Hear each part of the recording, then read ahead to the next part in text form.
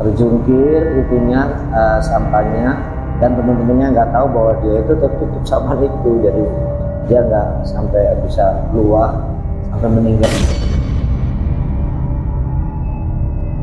Terus yang mau pulang, iya kita pengen balik. Nah, kalau kamu mau pulang, pulang aja. Saya mau ikut.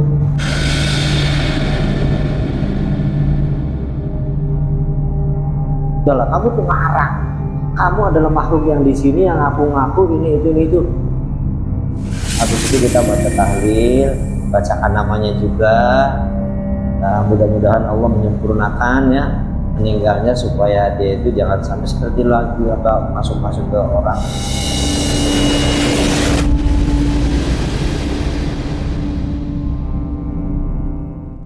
Assalamualaikum warahmatullahi wabarakatuh. Salam sejahtera buat kita semua. Bertemu lagi dengan saya Fadoli Ahmad. Kali ini teman-teman kita kedatangan lagi nih tamu dari Cirebon. Nah, orang di sebelah saya ini mau cerita nih tentang kisah pengalaman horornya waktu dia ngajar di SMK yang ada di desanya. Dan kali ini orang di sebelah saya nih mau cerita tentang pengalaman dia waktu pelantikan gabungan di SMK tempat dia mengajar. Oke, langsung saja kita sapa orang yang di samping saya ini. Halo, Assalamualaikum Pak. Waalaikumsalam. Oke. Dengan siapa nih Pak? Dengan Suhana. Pak Suhana, ya. Berarti kesibukannya masih ngajar nih ya? Alhamdulillah masih mengajar. Ya. Kira-kira waktu itu kejadiannya kayak gimana Pak? Kisi-kisi. Wah, benar-benar menakutkan. Jadi kita itu melaksanakan kegiatan mulai dari awal sampai akhir itu banyak sekali kejadian-kejadian yang di luar nalar manusia. Oke, tahan dulu ceritanya. Sebelum dilanjut ceritanya, bagi teman-teman yang belum subscribe, jangan lupa subscribe dan diaktifkan tombol loncengnya. Dan bagi teman-teman yang sudah subscribe, kami ucapkan banyak-banyak terima kasih. Oke, nggak perlu lama-lama lagi, langsung saja kita ke ceritanya.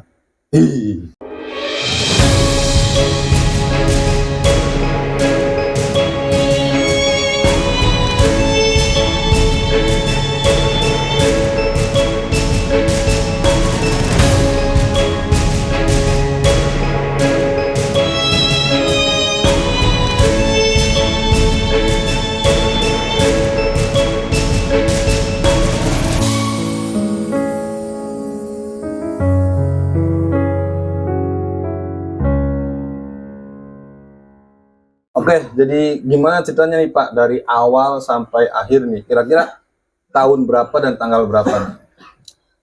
Seingat saya pada waktu itu tahun 2017 ya. Iya. 2017 di bulan Februari kalau nggak salah ya.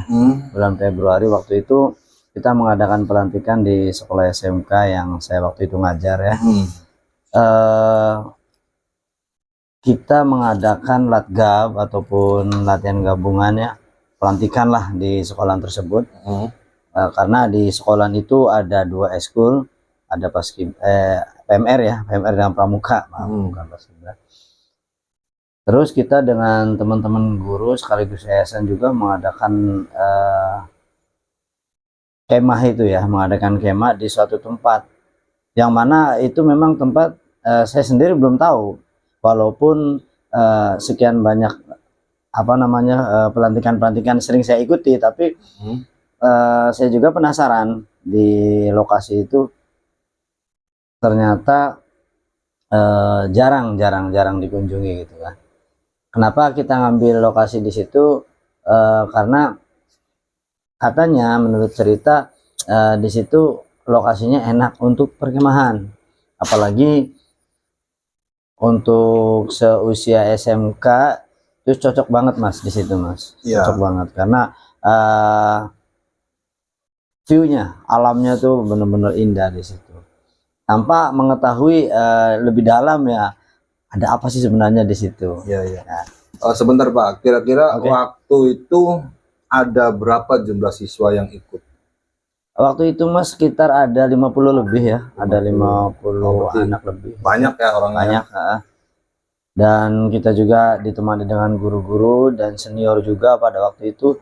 Ya, seniornya banyak sekali, diantaranya ada Kang Doli waktu itu tuh ya, ada Angpoy, terus ada Angucup ya, waktu itu banyak gitu ya, ikut semua. Dan memang itu perkemahan yang pertama kali di luar apa namanya lokasi sekolah.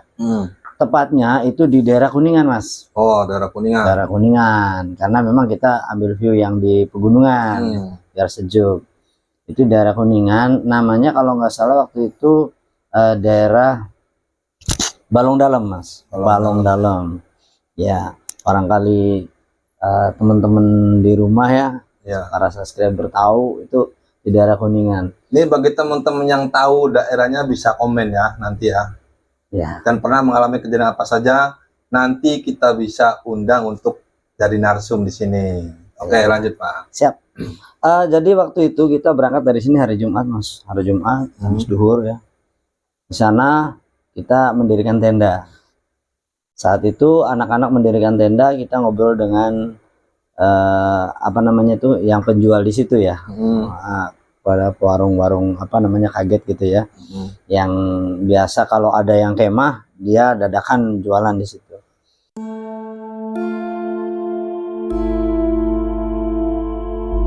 Lalu saya tanya gitu, di sini lokasinya gimana Pak? Gitu. Aman nggak ini itu dan lain sebagainya. Tiba-tiba saya anehnya ada salah satu kata yang bikin saya ganjal gitu Mas. Ganjal bener. Artinya hal ini jarang terjadi di lokasi manapun. Biasanya hal itu pasti ditutup-tutupi kan Mas ya? Iya. Tapi ini enggak. Satu kata yang bikin saya bingung tuh Mas gini. Apa kira-kira? Jadi si kata bapak itu ya, Pak mau kemah di sini? Iya. Saya bilang iya. Berapa hari? Ya saya bilang 2 hari sampai hari Minggu ya. Jumat, Sabtu, Minggu, 3 hari sampai Minggu. Ya udah hati-hati Pak katanya. Nah terus gimana? Langsung saya penasaran ya. Jadi Pak maksud saya gini, di sini tuh aman nggak kalau malam? Terus yang sudah-sudah itu kalau kemah bagaimana? Langsung dia ngomongnya begini.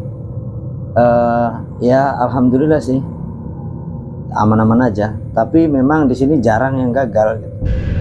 Maksudnya Bapak ngomong jarang gagal itu gimana? Pokoknya nggak ada yang gagal Mas, anu Pak gitu. Iya gagal apanya? Ya semua yang kemah di sini pasti diganggu. Ternyata. Iya dari dulu katanya seperti itu. Saya sempat merinding waktu itu Mas. Maksudnya kok gagal dan pasti diganggu itu kok?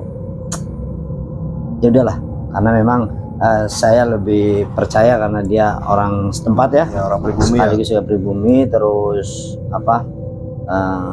Mungkin juga sering mengalami kan, mengikuti perkemahan-perkemahan sekolah-sekolah lain di situ juga mungkin keadaannya seperti itu Mas. Jadi kita ya udah percaya aja. Nah setelah itu kita sudah buka tenda ya, langsung disambut dengan cuaca seperti itu. Apa cuacanya? Gimana cuacanya? Kalau jam 3 atau setengah 3 menurut Mas masih siang kan ya gitu ya? Siang. Tapi di situ seolah-olah kayak mau maghrib gitu. Gelap semua. Di atas itu kayak seperti ada mendung yang tidak bisa pindah gitu. Jadi suasananya gelap. Gelap. Lalu ya memang waktu itu agak turun hujan juga sedikit tapi gerimis berarti ya. Gerimis, ada gerimisnya. Tapi saya kok heran tadi cuaca cerah bisa mendung seperti ini kan. Disambut itu sudah disambut. Oke. Malam. Nah. Oh belum sampai malam Mas. Di situ sudah ada yang jerit satu anak perempuan. Loh, kenapa itu? Jadi dia seperti ya kesurupan begitu. Langsung dia jerit-jerit, langsung minta tolong. Itu berarti habis bikin tenda selesai. Habis bikin tenda selesai, lagi istirahat gitu, mau makan-makan atau apa gitu kan. Langsung ada yang jerit. Saya kira itu jerit apa, jatuh atau gimana. Tadi dia kesurupan Mas. Itu hari pertama sudah disambut itu. Belum sampai malam itu. Ngeri juga ya. Ya, saya juga masih ingat anak didik saya itu namanya Fitri namanya. namanya Fitri Pak waktu itu Mas. Jadi si Fitri itu tiba-tiba anak perempuan itu nangis. Saya dekati, ya memang kebanyakan kalau ada apa-apa gitu ya, lalu manggil saya waktu itu, padahal saya nggak bisa apa-apa Mas aslinya. Ya udah saya dekati. Memang udah nggak hilang sadaran perempuan ini. Berarti anak itu kesurupan. Kesurupan ini Mas, udah nggak ada yang bisa nahan gitu berontaknya gitu kan. Sampai-sampai saya tanya, kamu siapa? Dia juga nggak bisa jawab, tatap matanya kosong. Terus dia gimana ya, seperti mau nangis gitu, seperti mau nangis. Herannya kan kesurupan kadang-kadang kan ada yang menakutkan, ini nangis, kita nggak ngerti.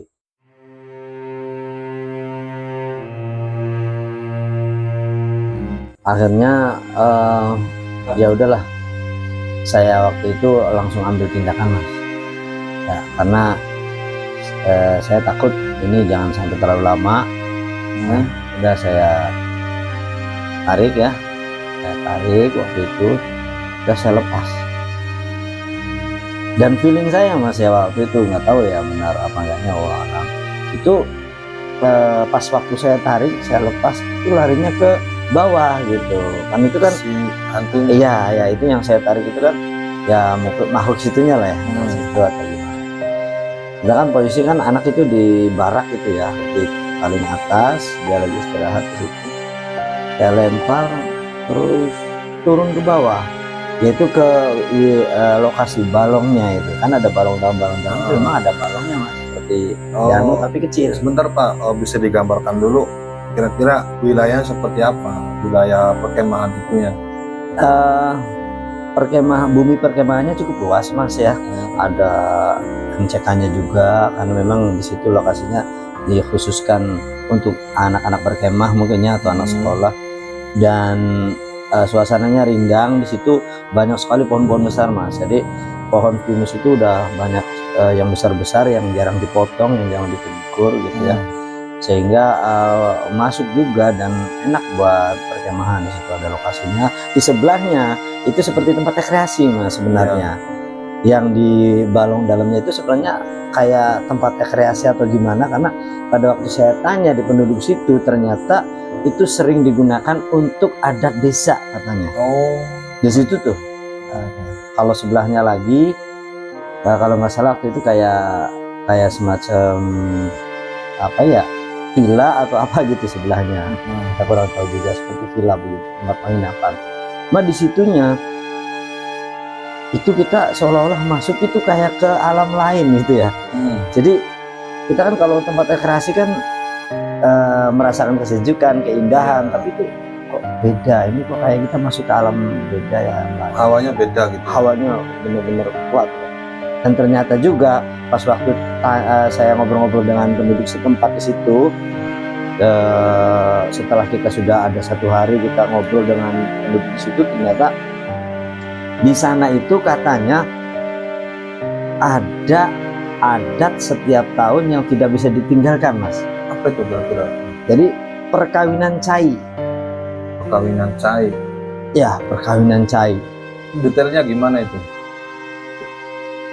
Cai itu kan bahasa Sunda ya. Kalau bahasa Cirebonnya banyu itu ya, bahasa Cirebon. Nah, air itu nanti dikawinkan Mas di situ.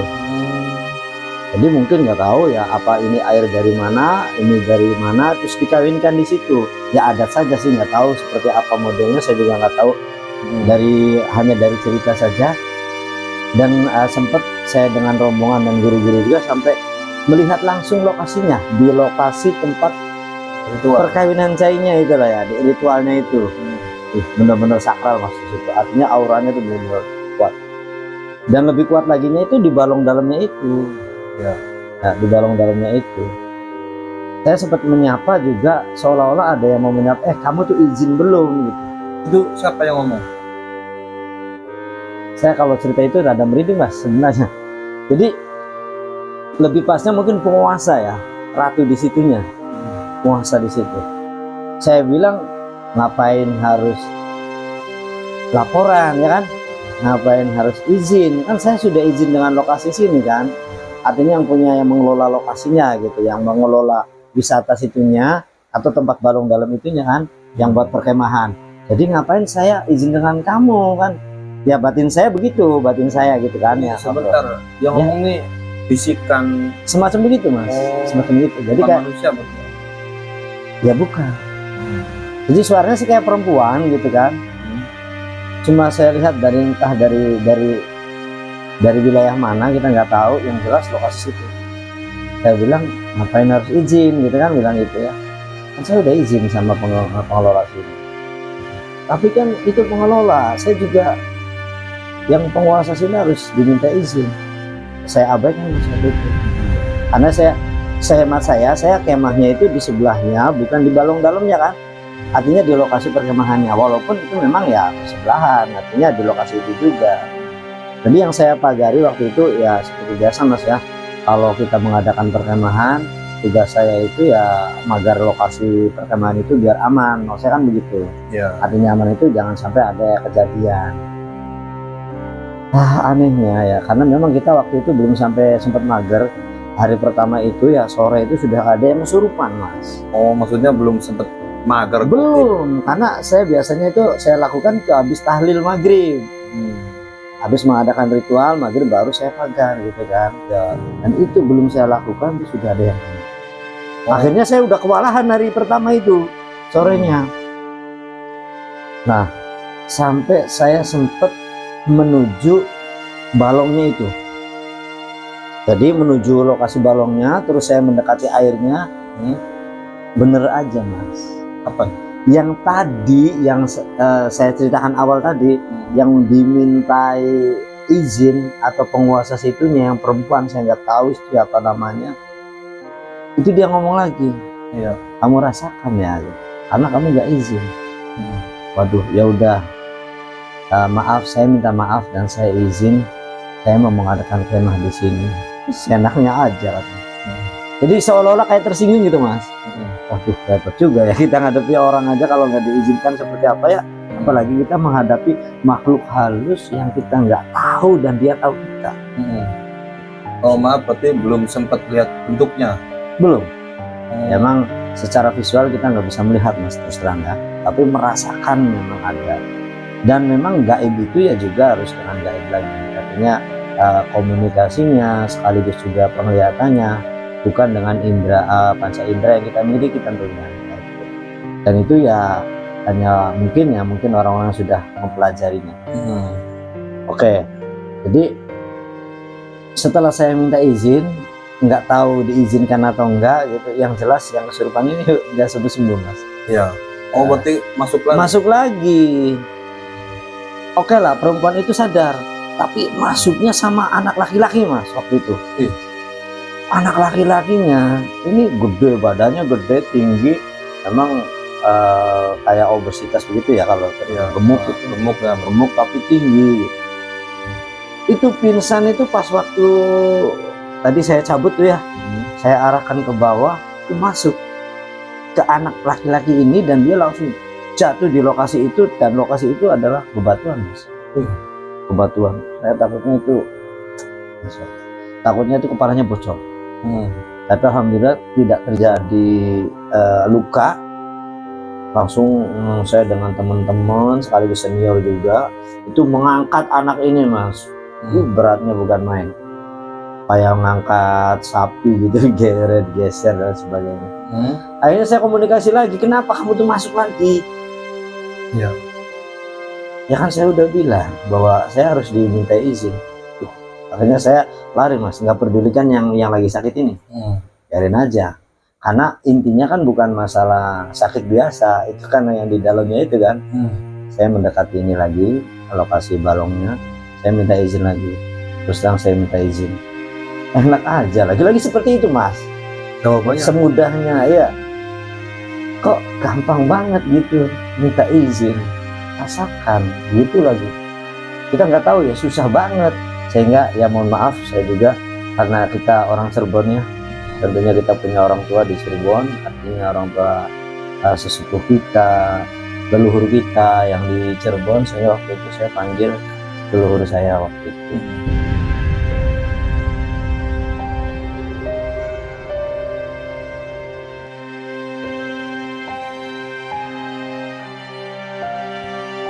entah percaya atau enggak, saya waktu itu panggil apa namanya,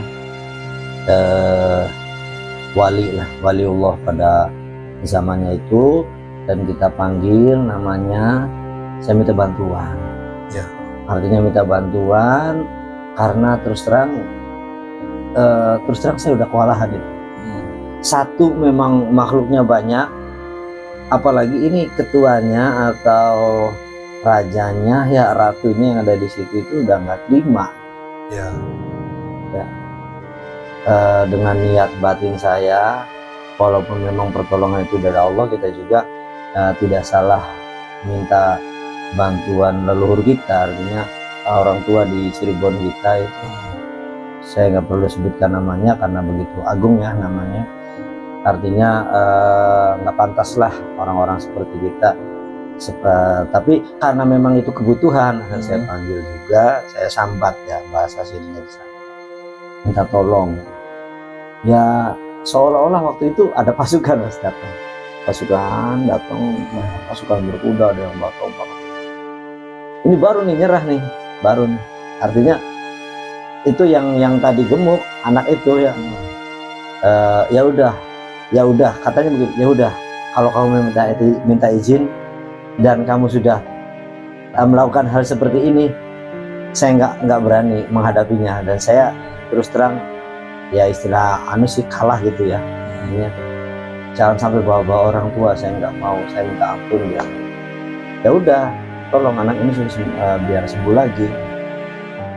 Habis itu kamu ambil air aja, ambil air di sungai, di danaunya itu, di balongnya, kamu siramkan, terus kamu minumkan, udah dia akan sembuh. Saya ambil Mas itu dari aqua, asal aja kita ambil aqua, ambil airnya terus saya minumkan dan sembuh gitu. Nah, itu malamnya kita udah nggak enak aja tuh, takutnya ada serangan lagi kan. Iya. Udah nggak enak aja, walaupun memang sore itu tragedi sampai maghrib itu. Iya. Sampai maghrib itu sudah seolah kita kayak perang Bratayuda waktu itu, pertempuran di situ. Saking banyaknya teror. Ya, dan nggak tahu di alam mereka seolah-olah itu saling apa gitu. Nah, sudah begitu kita minta doa ya sorenya ya, dan aman alhamdulillah. Terus sampai pagi juga. Nah, berarti malam Sabtu ya. Malam Sabtu. Nah, malam Minggu kita mengadakan api unggun juga alhamdulillah selamat. Tapi pas waktu mau ada acara renungan malam tuh Mas, jadi kan kita mau ada pos-posan nih. Ya. Ada pos-posan, kita atur pos-posan itu. Saya berpesan bahwa anak-anak ini jangan sampai keluar dari lokasi perkemahan. Jurit malam terjadi lagi Mas. Apa tuh?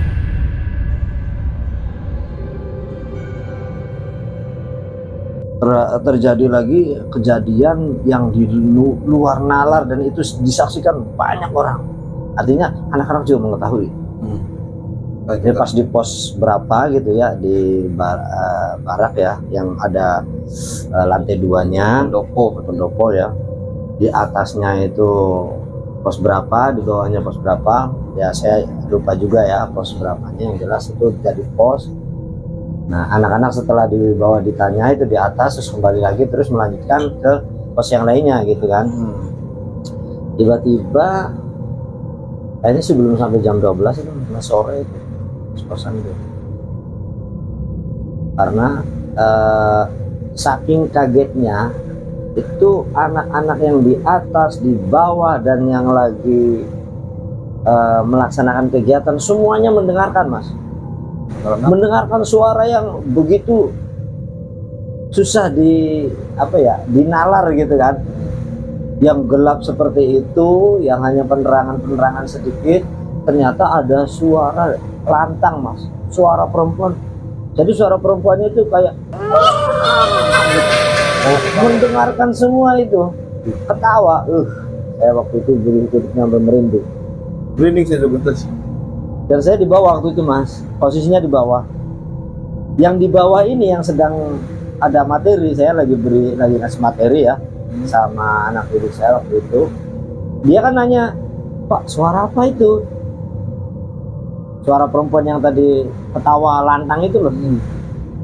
Saya bilang, oh itu anak teman-teman kamu yang di atas. Oh, tapi beda Pak suaranya Pak, kok kayak menggema gitu. Wah, itu anak-anak main di atas. Jadi sebisa mungkin kita nutupi. Ya, menutupi gitu maksudnya supaya mereka jangan takut. Tapi ternyata dari atas pada turun Mas, lari. Ya. Yang anak-anak yang di atas turun. Terus juga ngomong, Pak, tadi dengar suara nggak Pak?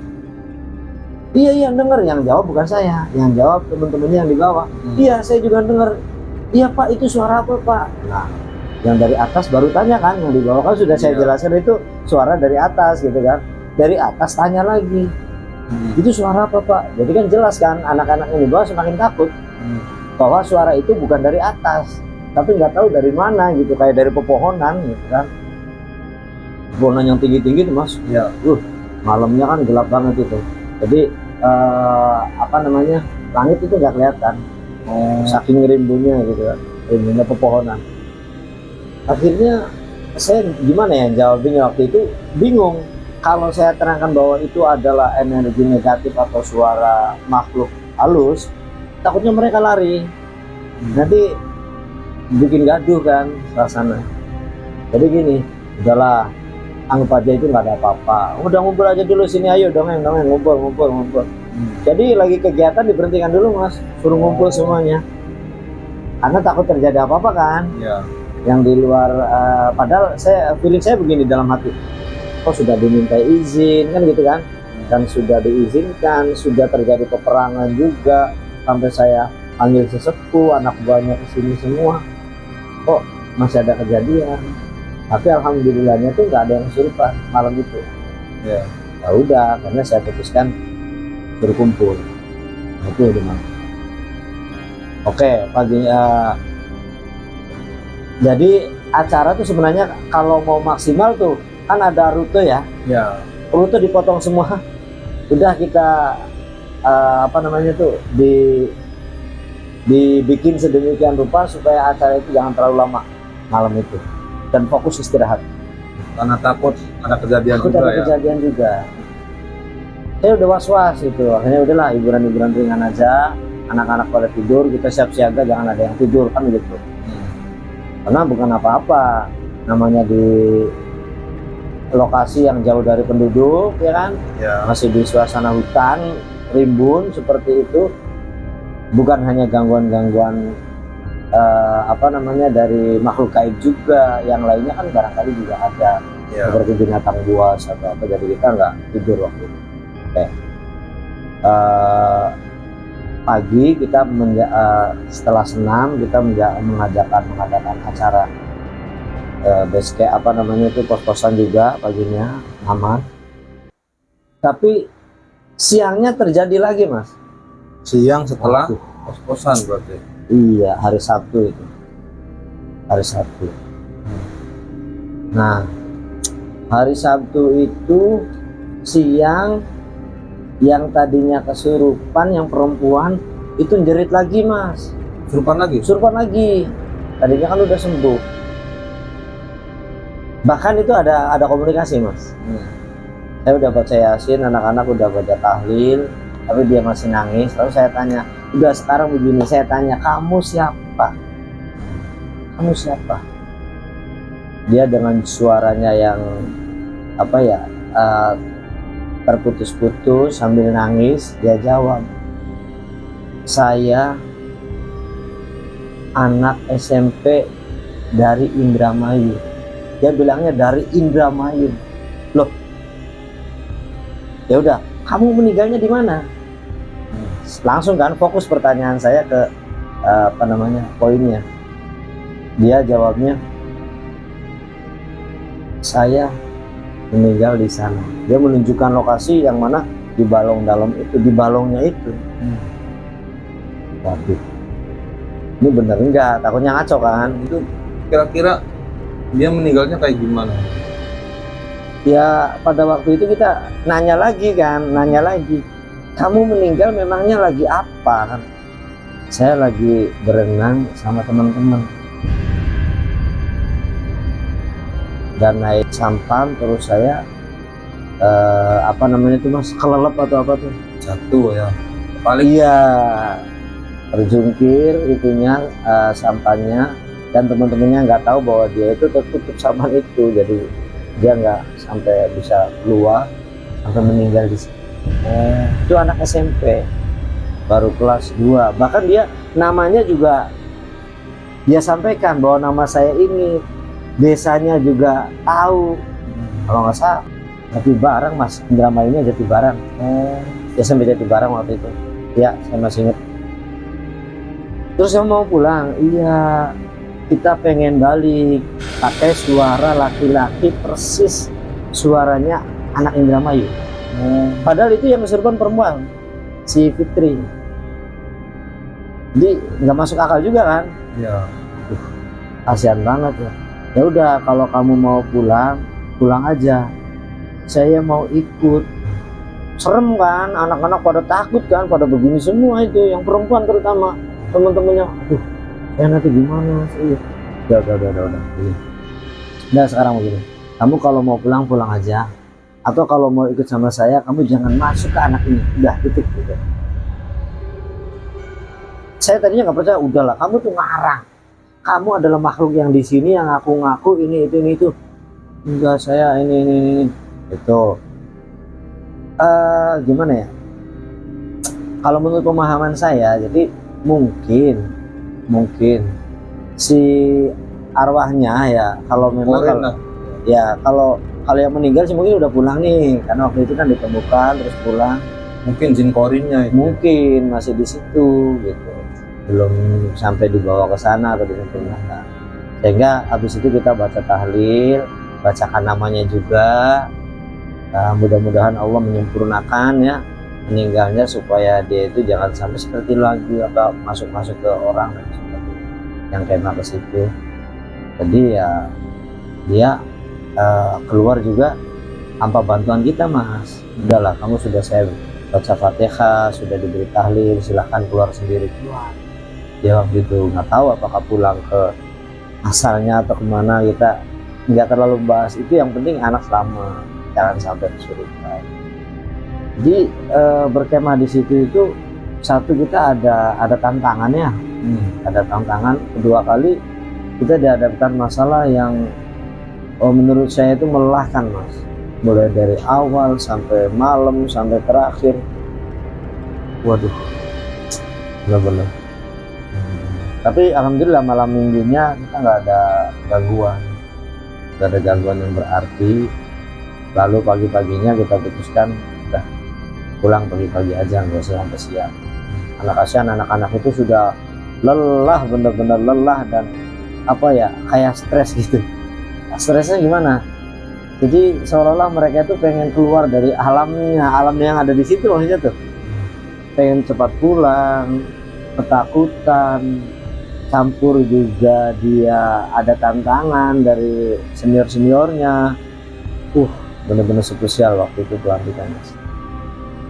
Berarti udah nih ya, ceritanya mungkin sebatas itu saja yang saya ingat waktu itu mas, karena panjang sebenarnya ya. Oke, mungkin itu aja teman-temannya ceritanya, dan kita masuk ke sesi tanya jawab.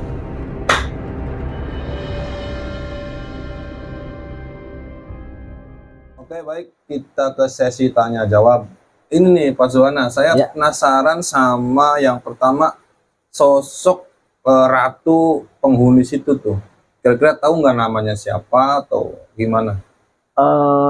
Jadi kita waktu itu nggak sempet nanya apa namanya ya.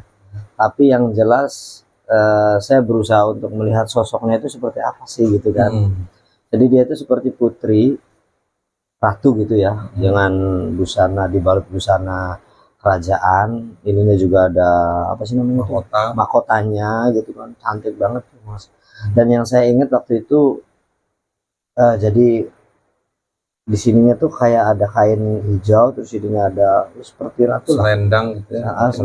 Selendangnya juga warnanya hijau gitu. Nah ke bawahnya ini kayak ular mas, saya lihat tuh nggak ada kakinya. Gitu. Iya, iya. Sosoknya seperti itu yang saya lihat pada waktu itu ya, melalui alam gaib di situ. Ya, oke, ini yang kedua, saya penasaran sama nama sesepuh Pasuhana ini. Oh, Sesepuh Cirebon nih, baik, yang baik. disebut wali itu kira-kira siapa ya? Ya, kata orang Cirebon gini Mas, jadi kita di tempat manapun, ini omongan orang-orang dulu nih Mas ya, orang-orang dulu nih, tapi bisa dibuat pedoman juga. Orang-orang sekarang jangan sampai menafikan hal itu ya kan. Kalau kita lagi merantau katanya Mas, udah sebut aja nama Mbahku Sangkan. Nah, waktu itu jadi seingat saya orang tua dulu bilangnya gini, udah bilang aja Mbahku Sangkan, kita anak cucu yang Mbahku Sangkan, jaluk tulung, kita lagi dua kesusahan mekenen lah istilahnya begitu kalau bahasa Cirebonnya. Nah, bila perlu satunya disebut juga yaitu Syekh Syarif Hidayatillah atau Sunan Gunung Jati. Tapi ya memang yang awal dipanggil adalah Mbahku itu. Mbahku saya nggak bisa apa-apa. Iya. Oke, terakhir kira-kira pesan dan kesannya gitu gimana? Baik. Ya buat yang lagi nonton. Buat yang lagi nonton ya, oke, yang buat lagi yang nonton nih sebelum videonya ditutup ya, saya memberikan pesan-pesan, jangan lupa subscribe dulu ya video ini biar lebih berkembang. Ya, dukung terus video ini, dukung terus channel ini dengan cara subscribe, klik loncengnya dan share ke teman-teman yang lain. Pesannya cuma satu, bahwa kita hidup di dunia ini enggak sendirian. Ada di samping kita, di belakang kita, dan sekitar kita ini adalah makhluk lain yang jasadnya enggak kelihatan, yaitu berupa makhluk jin. Apapun dari golongan mereka kita juga enggak tahu. Bagaimana cara memperdaya mereka kepada kita, menipu kita, dan memanfaatkan kita juga enggak tahu seperti apa. Jadi intinya di lokasi manapun, apalagi di pegunungan, apalagi yang mengadakan kemah, apalagi itu di di rimbunan pepohonan ataupun di hutan belantara, jangan lupa doa dan izin kepada lokasinya. Walaupun kita nggak tahu lokasi itu apakah angker atau tidak, karena adat Jawa kita, adat ketimuran kita, dimanapun tempatnya maka kita harus izin, karena saya yakin tempat itu ada yang memiliki dan ada yang menguasai, baik itu dari golongan kita ataupun dari golongan mereka, yaitu makhluk-makhluk astral yang tidak bisa kelihatan oleh kita. Untuk itu selamatkan diri kita, selamatkan diri Anda untuk selalu berdoa dalam hati, dan syukur-syukur kita bisa melakukan doa bersama-sama. Mudah-mudahan Allah memberikan keselamatan pada kita semua. Amin. Terima kasih. Oke, baik, itu aja Pak Suwana ya. Terima kasih atas waktunya. Waktu juga udah malam, ini udah jam 12 ya. Kebetulan ini malam Jumat pemirsa ya. Terima kasih waktunya Pak Suwana. Sama-sama. Sampai bertemu kembali. Sukses. Assalamualaikum. Ya.